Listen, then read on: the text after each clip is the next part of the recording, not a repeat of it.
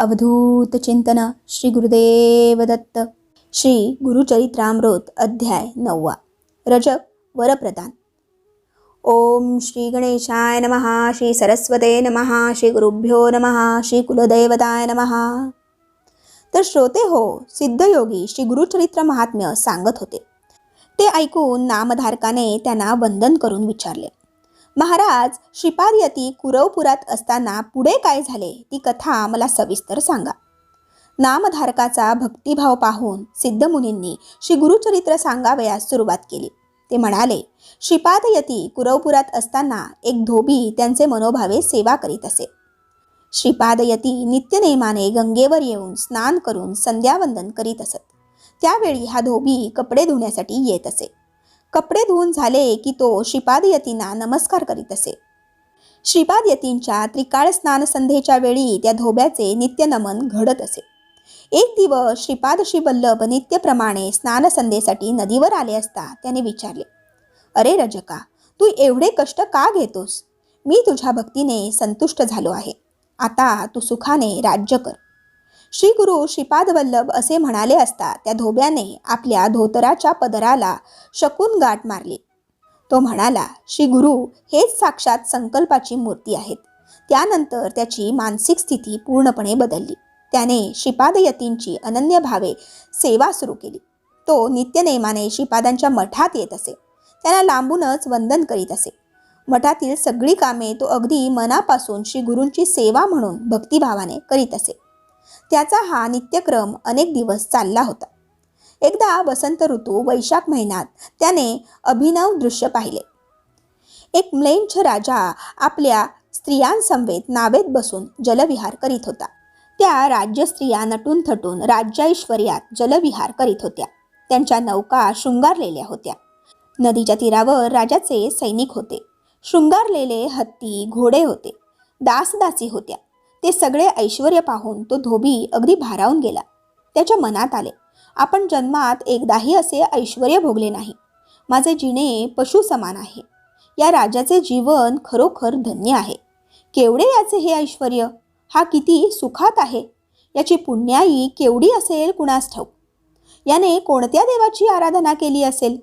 त्या देवाच्या कृपेनेच हे सगळे वैभव त्याला मिळाले असणार. मला मात्र जन्मभर काडी मात्रही सुख नाही. हे माझे जीवन एखाद्या पशुप्रमाणेच आहे. त्या धोब्याच्या मनात असे अनेक प्रश्न होते. श्री गुरूंनी त्याच्या मनातील वासना ओळखली. त्यांनी त्याला विचारले, अरे, तू कशाचे चिंतन करीत आहेस? तो म्हणाला, हा राजा हे ऐश्वर्य भोगतो आहे. ते त्याने केलेल्या गुरुभक्तीचे फळ असेल ना. मी मात्र अशा वैभवाचा अनुभव घेतलेला नाही. पण आता मला या सुखभोगाची इच्छा आहे. तुमची चरणसेवा मला बरी वाटते. पण आपण एकदा तरी असले ऐश्वर्य भोगावे असा विचार मनात येऊन गेला. त्यावर श्रीपाद यती म्हणाले, तुझ्या ठिकाणी असलेल्या तमोवृत्तीमुळे तुला राजवैभव भोगावेसे वाटत आहे. आता प्रथम इंद्रिये शमन करावीत. नाहीतर मन निर्मळ राहू शकत नाही. या वासना जन्मोजन्मी बाधक ठरत असतात. तेव्हा इंद्रियादी वासना शमविण्यासाठी तू म्लेच्छ कुळात जन्म घे व राजाचा उपभोग घे. श्री गुरु श्रीपादांनी असे सांगितले असता तो रजक म्हणाला, कृपासागरा, माझी उपेक्षा करू नका. तुमचे चरण मला अंतरले तरी मला पुनर्दर्शन द्यावे आणि तुमच्या कृपेने मला सर्व ज्ञान प्राप्त व्हावे. श्री गुरु श्रीपाद म्हणाले, तू वैदूनगरात जन्म घेशील त्यावेळी मी तेथे येईन. तुझा अंतकाळ येईल तेव्हा तुझी माझी भेट होईल. तू चिंता करू नकोस. माझ्यावर विश्वास ठेव. काही कार्यासाठी मी त्यावेळी नृसिंह सरस्वती म्हणून अवतार घेईन. श्री गुरूंनी असे आश्वासन दिले असता त्या राजकाने त्यांच्या चरणांवर मस्तक ठेवले. श्री गुरूंनी त्याला विचारले, तुला ह्या जन्मी राज्यभोग घ्यावायचा आहे की पुढील जन्मात?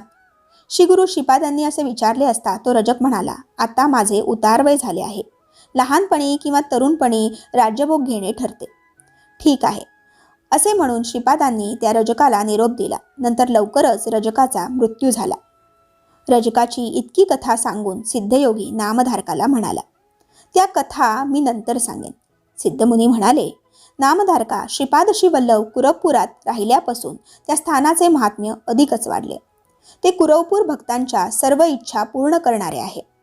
श्रीपादशी वल्लभ काही दिवस त्या स्थानी राहिले व पुढील कार्यासाठी अवतार घ्यावयाचा असल्याने आश्विन वद्य द्वादशी मघा नक्षत्र सिंह राशीत चंद्र असताना निजानंदी बसून गंगेत गुप्त झाले.